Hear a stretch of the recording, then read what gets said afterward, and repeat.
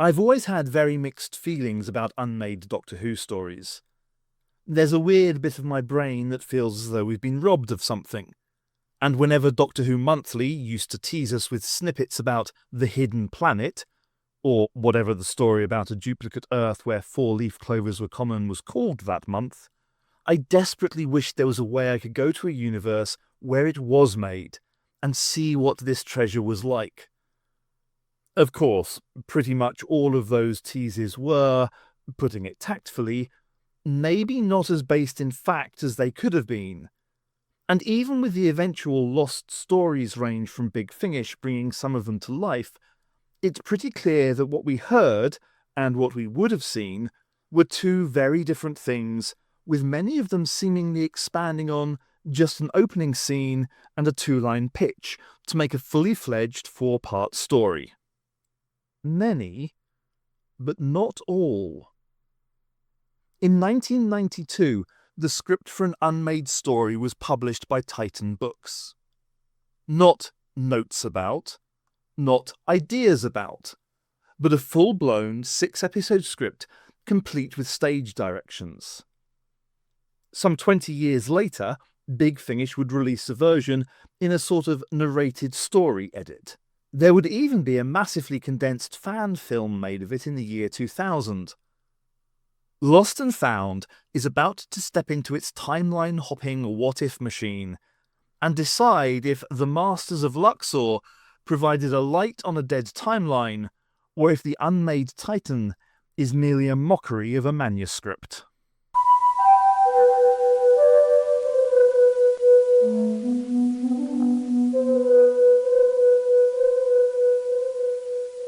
First off, let's acknowledge that the Titan script book doesn't give any indication of if the version of the story is a first draft, a 10th draft, or even if this version of it was ever seen by anyone at the BBC.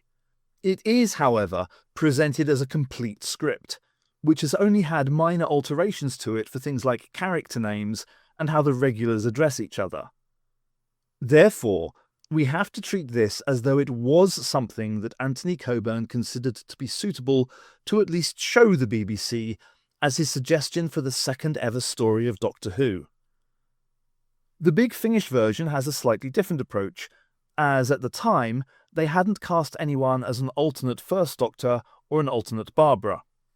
This means that along with their version needing to be adjusted for the audio format, some bits are done as narration and other sequences are adjusted almost to reports of what happened. They've also chosen to shunt it down the line a little, and their version takes place after the crew have had other adventures together, such as meeting Alexander the Great in Farewell Great Macedon, which Lost and Found might cover one day. Unlike when we looked at the Season 27 stories, this means we can't take the Big Finish episodes as a precise guide as to how long the episodes would have lasted. Instead, a slightly more hand-wavy approach was taken. Namely, I sat down with the script and read all the dialogue out loud.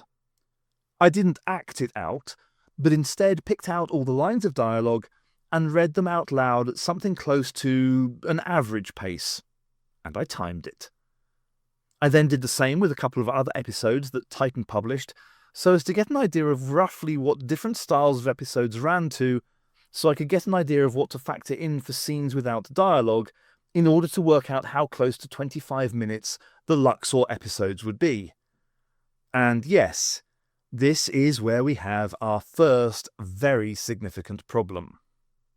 In Season 1 of Doctor Who, in our timeline, the shortest episode is about 22 minutes, which is part 2 of Edge of Destruction, and the longest runs to 26.5 in Marco Polo. My out loud reading of episode 1 came to approximately 18 minutes, and remember, that's without acting it or any pauses for sequences without dialogue. We'll need to add about 90 seconds to that for opening and closing credits, and potentially some sort of recap from the end of the previous episode, let's say 30 seconds. So that's 20 minutes of solid dialogue and music with 0 breaks for dramatic pauses. The opening control room scene needs all kinds of short breaks for shots on the scanner, external shots, and action whilst people get high on smelling salts. We'd probably get establishing shots of the courtyard and the dining hall, along with movement around the sets. We need time to see the Doctor working on the TARDIS console, the lights dimming, and most importantly of all, we get things like Scene 9, which is Susan wandering the hall and the robots appearing from the walls. Fitting all that into 4.5 minutes just doesn't seem likely.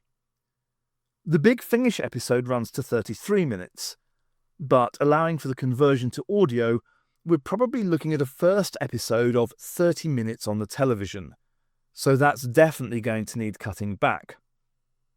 For comparison, the rather similar first episode of The Daleks took just 13 minutes to get through dialogue-wise, and that ran to the 24.5 minutes of screen time. Episode 2 also had an 18-minute read-through. However, unlike Episode 1, which had only one short scene with no dialogue, Episode 2 has 4 scenes that are completely dialogue-free, and even more importantly, several scenes where the dialogue is broken up by long sequences of visuals, such as when they witness the energy transfer in the observation room in Scene 15. Of course, different directors would have all had their own ideas about how to pace the scenes, how long the dialogue-free sections would have lasted, and so on. But it's very difficult to see this episode running for less than 35 minutes. For Big Finish, it ran to 42, and my gut feeling is that between 35 and 40 is the realistic window.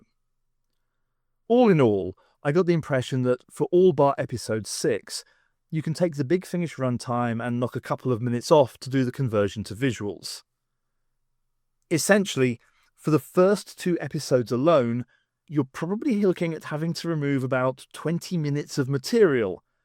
In other words, not that far off Season 1's shortest episode. And whilst I'm very keen on the slower pace of some of the early Hartnell stories, these first 2 episodes really push the limit.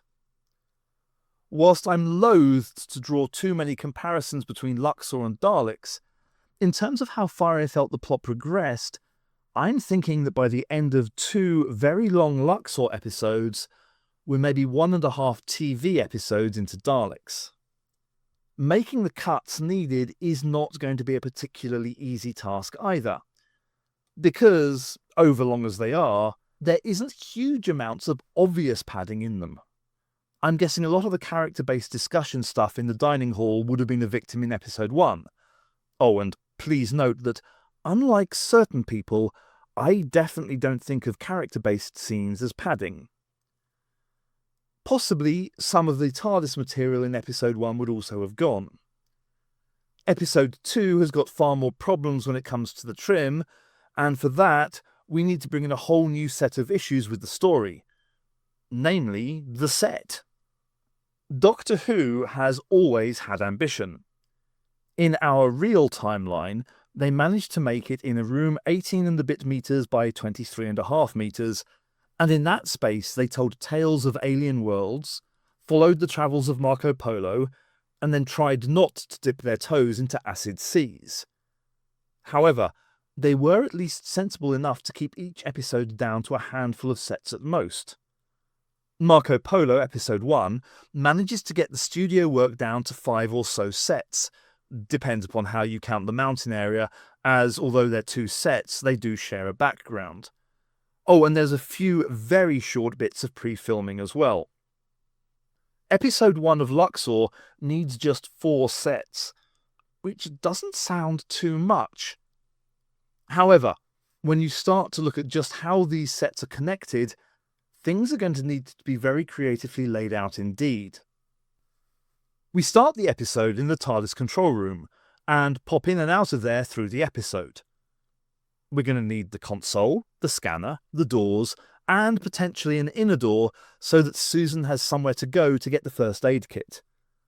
By default, this means we're probably going to need a couple of the wall panels, which have got fixed dimensions, and the doorway, which has got a fixed dimension. We then have to fit in the courtyard, the dining hall, and the hallway that contains the robots. Going purely from the stage directions and the dialogue, we can also start to get a sense of the scale of these sets. The courtyard needs the police box in it, and it has a cloister on at least one side that people need to be able to walk across to. The dining hall has a long table in it. The dialogue makes it clear that there are 7 chairs along each side, and presumably room to move around the edge as well to get to the different doors. Using myself as an approximate guide, which will require certain people to shut up about me versus average people, thank you very much. Each chair will need about 70 centimetres of space so they don't look stupidly close together. And if you don't believe that less than that makes them look ridiculous, trust me, the fan film unfortunately squeezes everything into a tight corner. Table, therefore, is going to be about 5 metres long or so, which dictates the rest of the room size. That leaves the hallway, which, reading between the lines of the script for both episodes 1 and 2, seems to have space for at least 3 robot alcoves down each side. Where the real problem comes in is how these are laid out according to the script. The control room is of course separate from all the others. However, the courtyard needs to be visible through the window of the dining hall, and the hallway with the robots needs to lead off the dining hall as the characters look into it whilst sitting at the table. Taking the script at face value, we seemingly get to look lengthways along the hall as well, so that both sides of it are seen. So it looks like the control room in one corner, and possibly the courtyard, dining hall, and hallway forming some sort of L-shape arrangement if we stick to the script's description. So far, so good. The snag comes with the fact that Luxor is 6 episodes, and many of these sets get reused in episodes that also have other very significant sets. Moving into episode 2, we drop the control room and courtyard, thankfully, but retain the dining hall and the hallway, with the latter leading into the former. Along with the 5-metre long table, we now also find we need space for potentially up to 10 robots to stand in 2 lines with a gap between them, along with the regulars sitting eating a meal. That's just our first 2 sets. We now need to fit in something like 9 others. Yep, episode 2 seems to have at least 11 different sets, meaning there's probably going to need to be significant amounts of pre-filming just to get them all in, and without factoring in what happens on them. More importantly, lots of these reappear in all of the remaining episodes to some extent, along with new episode-specific ones. So yeah, we'll begin with the C word. Yes, the Masters of Luxor seems determined to get Doctor Who firmly into the realm of corridor acting. Episode 2 needs innumerable corridors, so we'll somehow get that down to 2 if possible. Other episodes also need corridors, but they are corridors outside specific rooms, which suggests the layouts are going to be fiddly. Of course, a skilled director will somehow make these 2 corridors look like multiple corridors, but in order to get the number of recording breaks as low as possible, in episode 2, this is pretty definitely going to be a pre-film. The sets, some of which are linked and others that will need to be very close to each other to reduce recording breaks, are a lift, so probably a blankish background and some sliding doors, and not the futuristic glass bubble the script suggests. The reception room, which leads into a bathroom complete with 2 baths. The Perfect One study, which is seen in the next 3 episodes as well. And then the one-off observation room and 2 different balconies. This is going to be a tight squeeze. So, cutting, the first casualty I'm going to suggest is that the bathroom is never seen, characters can look into it and describe it, but as it's only in episode 2, it has to go. This might also speed the episode up.